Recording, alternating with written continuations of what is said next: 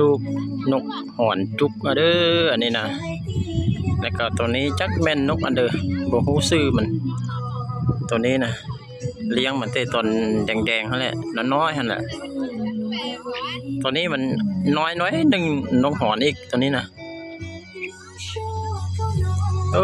งามๆเด้อ